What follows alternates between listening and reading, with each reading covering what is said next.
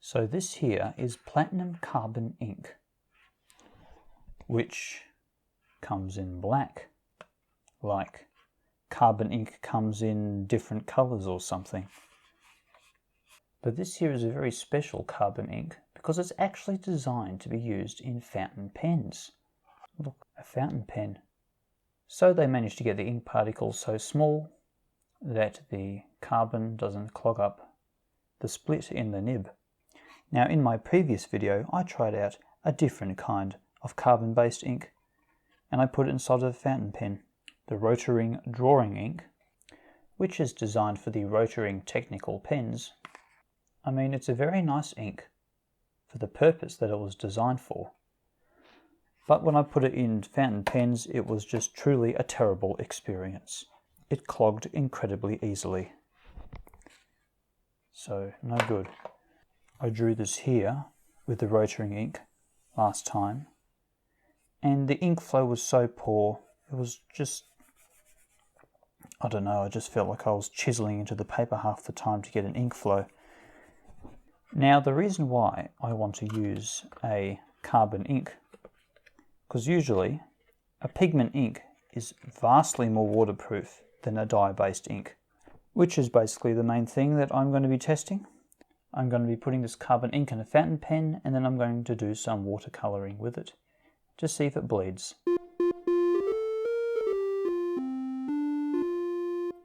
So I'm going to be putting this rather pricey platinum ink inside of this cheap Jinhao fountain pen, which I have broken several times and glued back together. So let's open this carbon ink up. Oh yes. Now, something interesting. The ink bottle comes with this interesting little ink filling tool included in the bottle. And there are instructions on how to use it on the side of the box here. So you tighten the cap, turn the ink bottle upside down, and you fill up that little temporary reservoir. Then you rotate it back to its original position. Then that little temporary reservoir will be filled up to a higher level than what the actual ink bottle contains, which is an absolutely fantastic idea. Because when you have a fountain pen that has a piston converter like this one,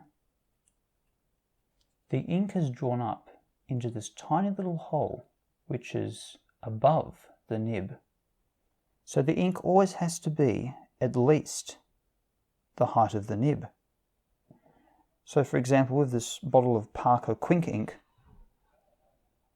I can no longer refill this fountain pen with this bottle just by dipping it in anymore. The bottle you see is about even slightly more than half full, but that's still too shallow for this fountain pen. You know, I have to try and get it on a funny angle. Or really, the best way to do it turns out just to be use a syringe, like this one for example, draw the ink up into it, and then inject it into a fully retracted piston. So you end up not using the piston anyway. So it's probably not going to make much of a difference because the bottle's already full, but we'll do it anyway.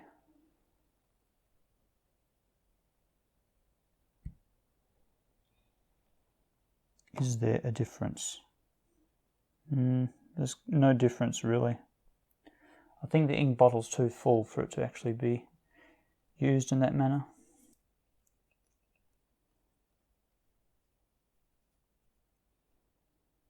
There we go.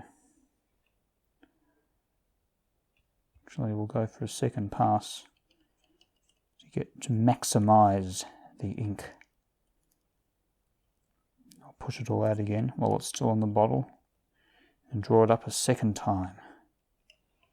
Oh yeah, that's better. That's what I want.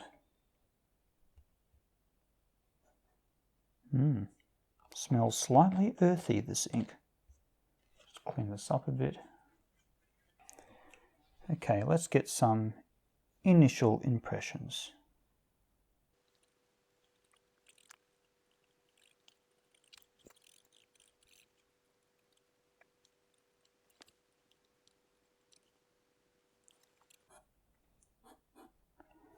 So far, okay, after a bit of scribbling, I have to say that I can't tell the difference between any other normal fountain pen and this. It just flows very smoothly.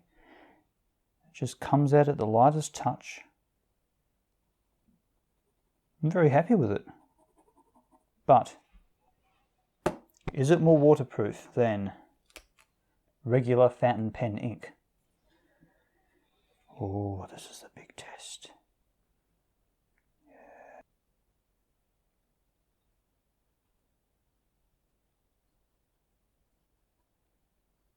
Do some more scribbly. So this is fountain pen ink. This is platinum carbon ink. Here I have a water brush.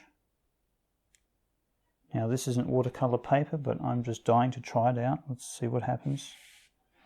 Is it dry? Oh yes.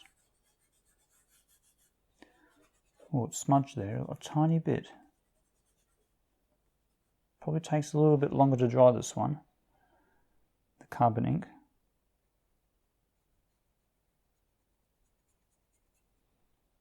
Okay, interesting. I went for a big section of ink there, and after a bit of work I did get a bit of smudging coming off it. So I don't have any carbon or anything in the brush. So let's go for this patch here. A light wash doesn't really do much, but if I work at it, it does come off. The pigments do dislodge off the paper. What if I go for just a single line?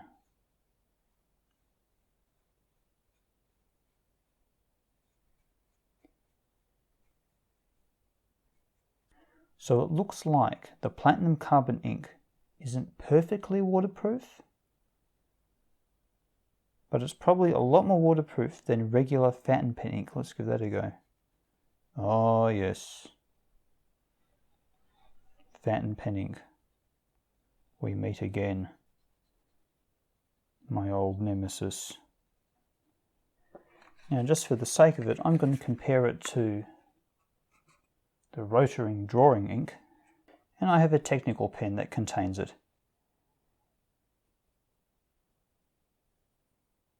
Now Rotaring drawing ink is actually marketed to be waterproof, so let's try that out. Oh, hardly does anything.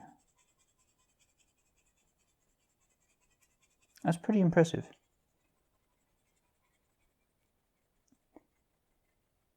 And then I really have to attack it to make it do anything. Do some more platinum ink tests. One more platinum ink test. Here we go.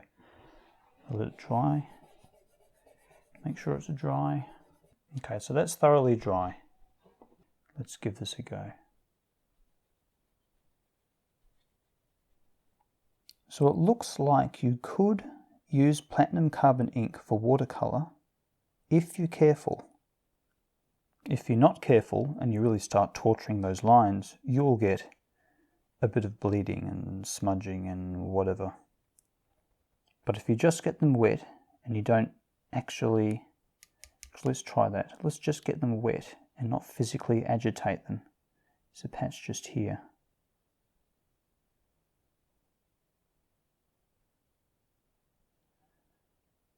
So this patch here is saturated in the center, and it's not feathering or bleeding at all. But if I actually agitate it and dislodge those pigments off the paper, that's when the problems begin. So armed with that knowledge, I'm actually going to do a little watercolor, this funny piece here, and I'm going to ink it with the platinum carbon ink, and then I'm going to watercolor. I just said that. Let's just get into it. Come on, let's get in. Let us begin. I do love this cheap Jinhao fountain pen. When you put good ink in it, it's super reliable and it's nice and smooth. I'm going to trying it out with the nib upside down to see if I can get some finer lines. And the platinum ink still isn't skipping. Another really big advantage with the carbon-based ink is light fastness. The light fastness on, let's say, Parker Quink ink or every other dye-based fountain pen ink is not very good. They will eventually fade in sunlight. So if you want to draw something with a fountain pen and then hang it on your wall, I would definitely use an ink like this. Or perhaps this ink only if no other inks like this exist, because although I think Sailor makes a nanoparticle carbon-based ink as well. So that also might be a good contender. No skipping so far, it's just perfect performance. Got nothing to complain about. Now, amazing as this ink is, it is still a pigmented ink. So you can't quite escape the reality that your pens will just need cleaning more often than normal. There's still a good chance of your fountain pen clogging if you leave it alone for long periods of time. Unlike a dye-based ink, which is basically impossible to clog. The dye just dissolves in water so easily that even if you leave your fountain pen alone for an incredible long amount of time, just a bit of water and the ink just reactivates. Not so much the case with this stuff because it contains tiny little solid particles.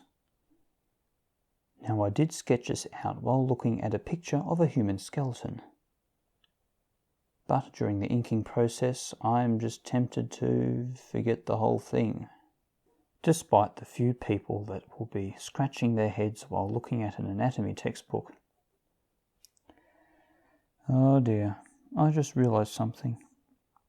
I told myself a little while ago I was going to make an attempt to draw more happy science fiction. But no, I'm back to my old tricks again. My mind is just a collection of paths that my body mindlessly follows. See if I can get these puffy kind of cushions right. It's not too bad. I'll do some subtle hatching here and there to make the thing look dirty and aged. Actually, I'll just put not so subtle hatching everywhere, that's right. Just lots of... Yeah, this ink is really nice. Have I said that before? It's really nice. It's nice. It's nice ink, okay? It's the ink of inks. I'm just amazed that they managed to get a pigment-based ink to perform as well as a dye-based ink in a fountain pen. So this here is my current progress, and I have taken a break from drawing this for about 15 hours. So it's been about 15 hours since I used this pen. And when I decided to put down this pen for 8 hours while the rotoring drawing ink was in it, it just went from bad to unusable. So now let's see what this is like with the platinum carbon ink in it. Let's see if it'll just start flowing immediately. I hope so. Oh yes. Not a problem. Very nice. Oh yes. If you want something really challenging to draw, try drawing a computer keyboard. A foreshortened bicycle looks like a walk in a park compared to a computer keyboard. It is starting to look like a great big jumble of keys. This area here looks like cobblestones or something. Oh, I'm just scribbling them out now. Scribble, scribble. And now it's time to draw in the punchline. Because this is basically a single panel comic about a scientist whose quest for immortality had a slight little flaw.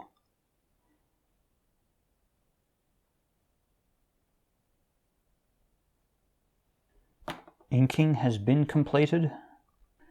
Now I'll just erase all the pencil with my kneadable eraser. Now I wonder about this kneadable eraser. I've had it for many years and I've used it for ages.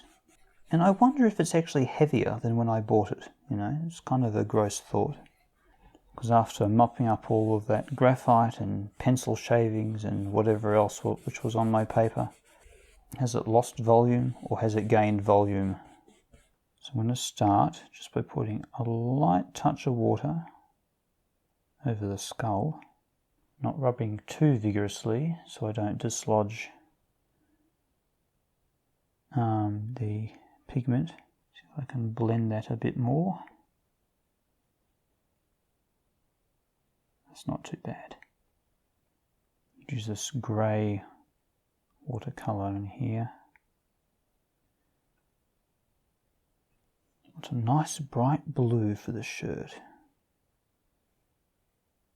Put a bit of darker blue in there for a bit of colour shading, I guess I'll call it. I don't know. Try not to ask me for the correct terminology for anything. I just make things up as I go along. The shirt is far too clean.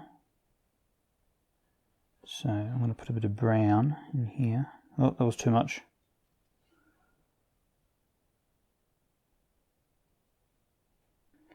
Just leave a bit of white here and there for a bit of reflection. Yeah, it's good not to get carried away with watercolour and just put great big swabs of colour over everything, because there's no backtracking with it. Got to get it right the first time. Oh, that's super vibrant. How did that happen? Now we put in the blue and red wires. Because everyone knows wires come in blue and red. Now I'll put a quick wash of water over the keyboard.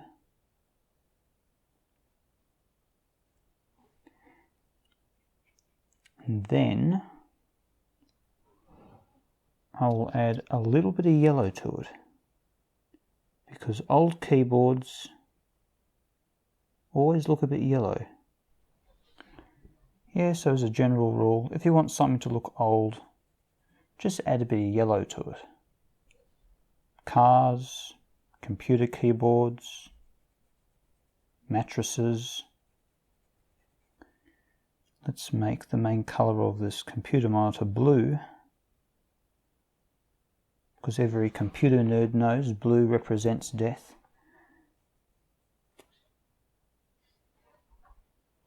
Add a slight tinge of blue on the top of the keyboard, so you know, a bit of reflection or something. Got to be careful not to rub the pigment off. See, I've gone over all these letters once or twice, just lightly with the brush.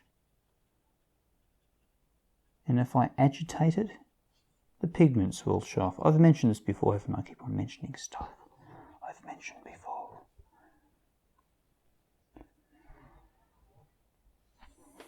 Now I'm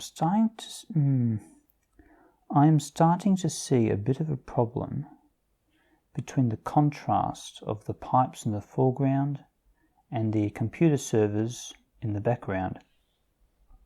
There is none. So because it's hard to differentiate between the foreground and the background, I think I'm going to put a bit of blue in the servers, and then that will also link the computer monitor with the computers in the background.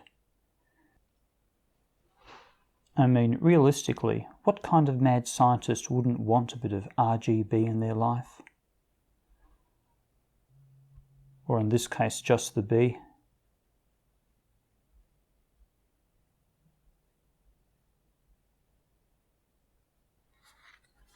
Here's a little hint. You can always keep your water pretty clean while watercolouring just by wiping your brush off on a piece of paper first and then re-wetting it. A bit of black somewhere for a bit of darker contrasts. Yes. Well, I am very impressed with this ink. It has quickly become my most favourite fountain pen ink. And as you can see, you can use it with watercolours as well. If you're careful, of course, and not too vigorous with the brush. What else can I talk about? Nothing really. Well, I hope you enjoyed this video. Thank you for making it to the end. Big achievement. Give yourself a pat on the back. And goodbye.